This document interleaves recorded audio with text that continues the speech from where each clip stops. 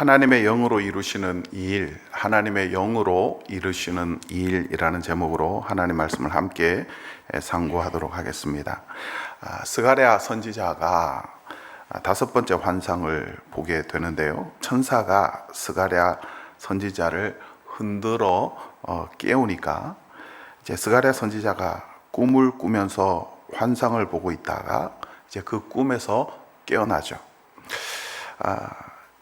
그 꿈 속에서 스가랴가 깨어난 걸까요? 아니면 꿈 속에서 꿈에서 깨어난 걸까요? 참 오늘 본문에서는 알 수가 없습니다. 이제 꿈을 꾸면서 환상을 보고 있었는데 꿈에서 깨어났는데 그것이 꿈 속에서 깨어난 건지 정말 꿈에서 깨어난 건지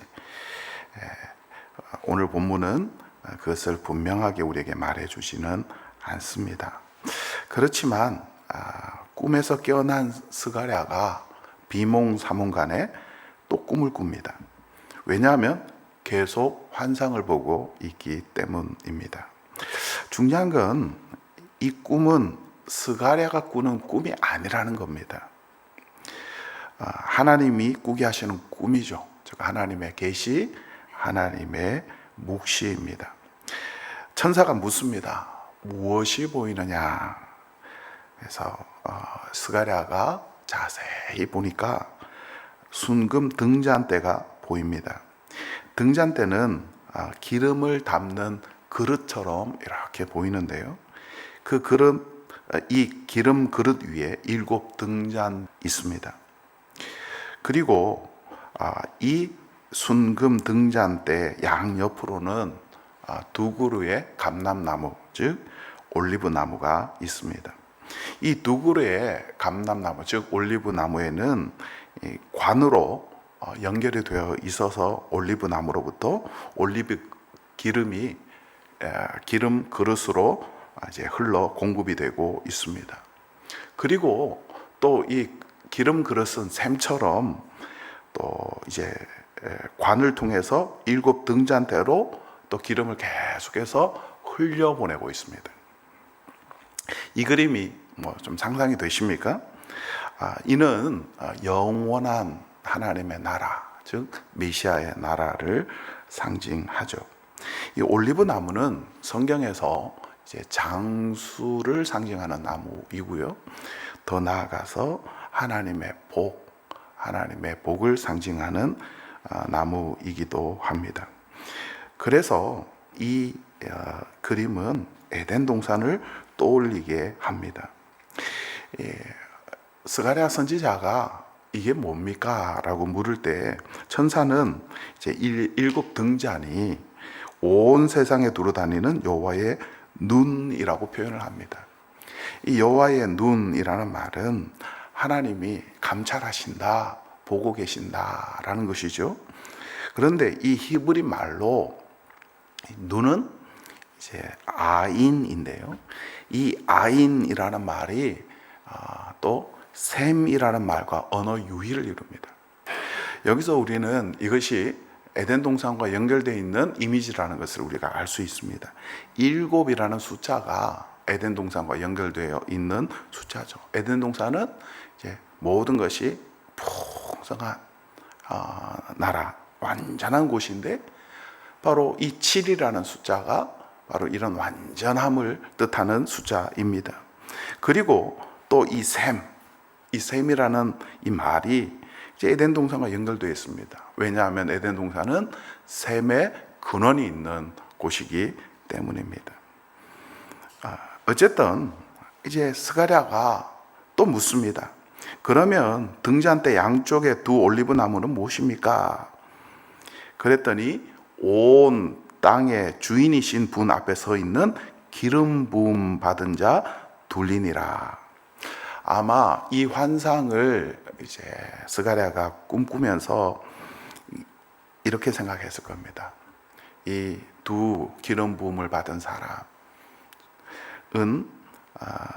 대제사장 여호수아와 총독 스룹바벨일 것이다. 특별히 8절과 9절에 보면 천사가 스룹바벨을 직접적으로 언급하고 있기 때문입니다. 그런데 오늘 이 환상의 핵심은 6절입니다.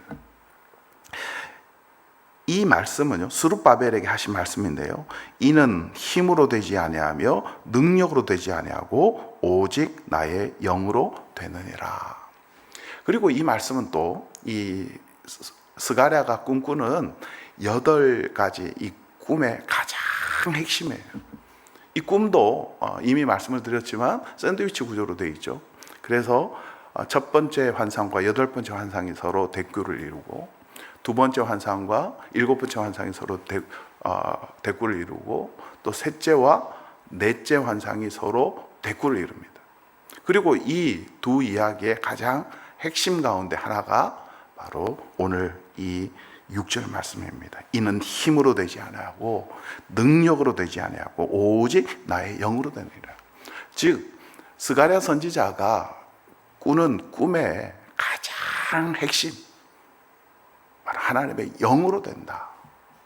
메시아의 나라가 하나님의 영으로 회복이 되고, 그리고 죄의 문제, 이 죄를 제거하는 이 모든 문제도 하나님의 영으로 되고, 모든 것이 하나님의 영으로 된다는 것이 이 스가랴 선지자가 꾸는 꿈의 핵심입니다. 이미 스룹바벨과 대제사장 여호수아의 인도 아래 재건되는 이 제2성전에는 하나님의 임재가 없었다고 이미 말씀을 드렸습니다. 스룹바벨은 이제 함께 예배하려고 하는 예루살렘에 남아있던 사람들과 사마리아 사람들, 그리고 더 나아가 이방인들을 모두 배제했습니다. 당연히 갈등이 생기죠. 갈등이 생기니까 어떻게 이 문제를 해결합니까? 이들과 싸우면서, 그래서 한편으로는 이들과 싸우고 한편으로는 성전을 재건하는 일을 합니다. 그리고 이것은 후에 또 총독으로 온 느헤미야 때도 마찬가지예요.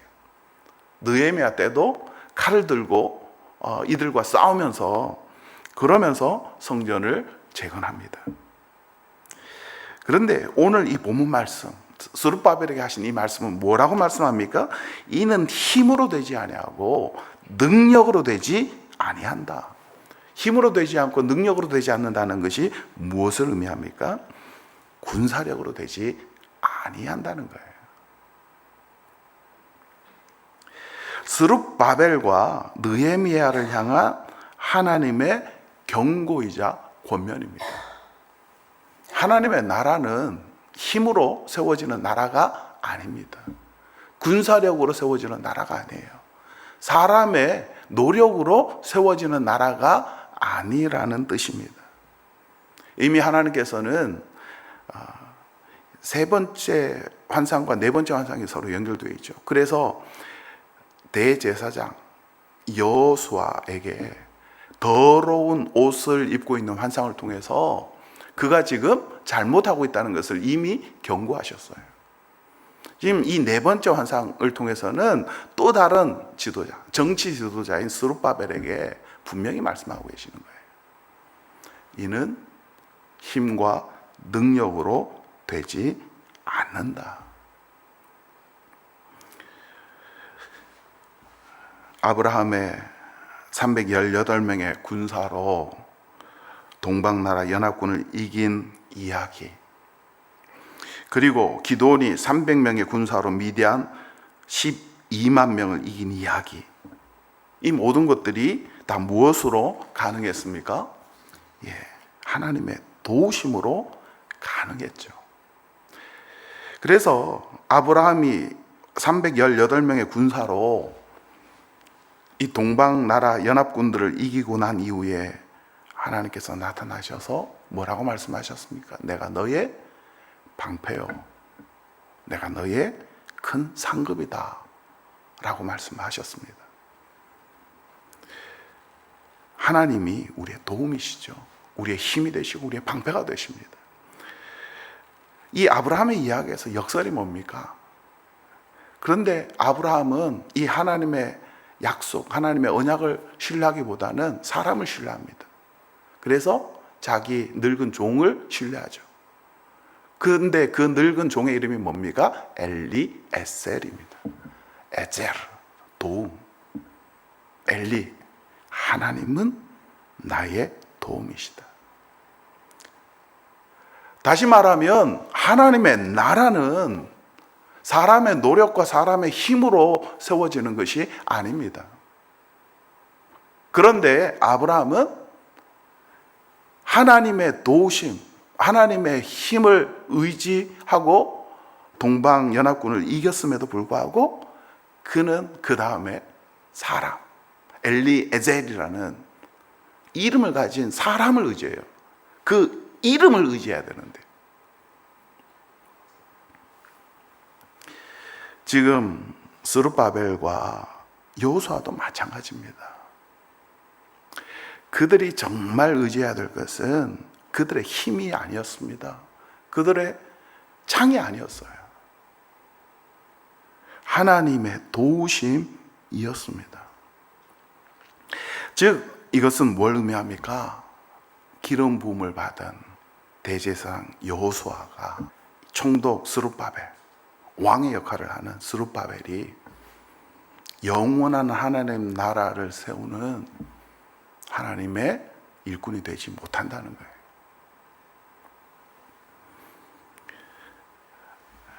그런데 이 일을 이루시는 분이 있으시죠.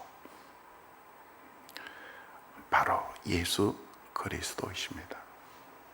예수 그리스도는 멜기세덱의 반차를 따르는 대제사장이세요. 그리고 또 예수님은 다윗의 후손으로 오신 왕의 후손, 왕으로 이 땅에 오셨습니다. 원래 예수님은요 멜기세덱의 반차를 따르는데요, 이 멜기세덱의 특징이 있습니다. 제사장인데 왕이에요. 멜기세덱은 살렘의 왕입니다. 이 살렘이라는 말이 예루살렘을 뜻하는 말인데요, 이 샬렘이라는 말이 샬롬, 평화의 왕이라는 뜻이에요. 예수님은 왕으로 오셨지만 무력을 의지하는 왕이 아니십니다. 평화의 왕으로 오셔서 왕 같은 제사장, 왕 같은 왕이시자 제사장이 되시고, 이 예수님은 군사력이 아니라 바로 평화로 하나님의 나라를 세우십니다. 이 멜기세덱이라는 이 말은요, 또 의의 왕이라는 뜻이에요. 이름이 멜기세덱. 멜기라는 말이 왕이라는 뜻입니다. 그리고 세덱이 의라는 뜻이에요.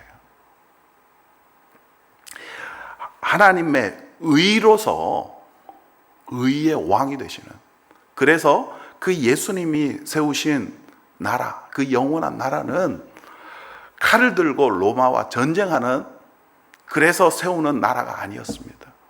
예수님이 십자가에서 죽으심으로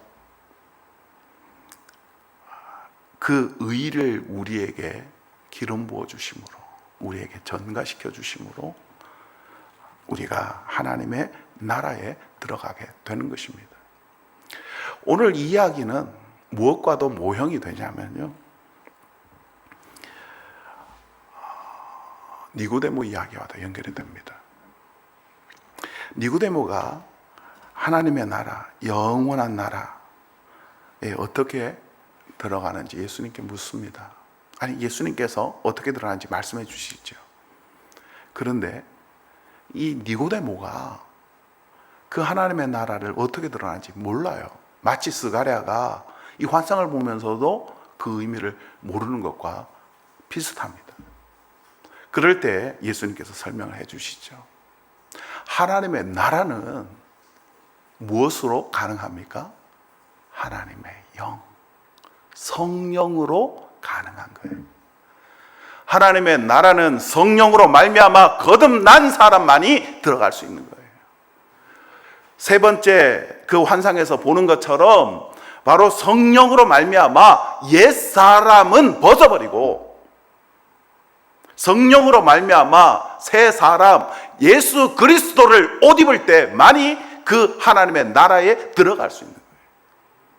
바로 예수님이 그 메시아가 되셔서 십자가에서 우리를 위하여 대신 죽으심으로 말미암아 하나님의 그 평화로 하나님의 그 의로 우리를 구원하시고 성령님을 우리에게 보내주심으로 말미암아 성령님을 우리에게 공급해 주심으로 말미암아 성령께서 우리의 심령을 새롭게 해서 옛사람 우리의 죄를 죽어버리고 새 사람 예수 그리스도로 옷 입게 하셔서 우리를 구원하십니다.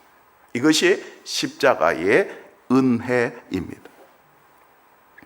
오늘 이 환상을 통해서 이 환상을 세 번째 환상, 네 번째 환상을 온전히 이루시는 분, 멜기세덱의 반차로 오신 왕이시면서도 또한 큰 대제사장이 되신 예수 그리스도께서 이 온전한 이 환상을 이루시는 분이세요.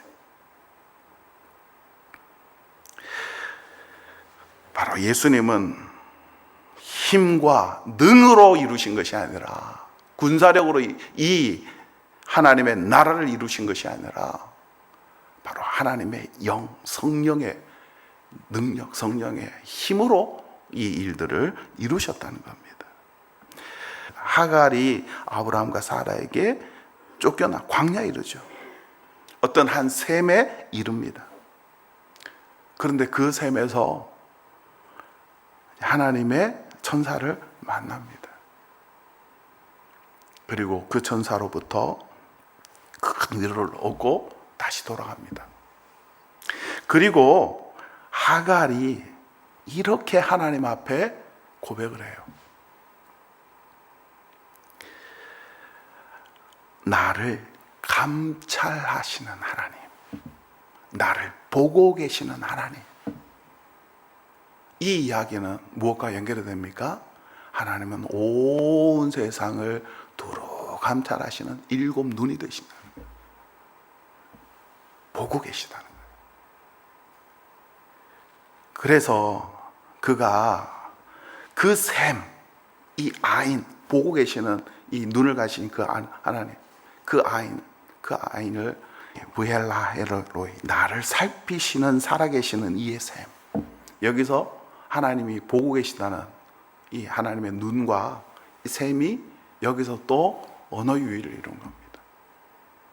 그 샘의 이름을 나를 보고 계시는 살아계신 이의 샘, 눈이다 라고 이야기를 합니다.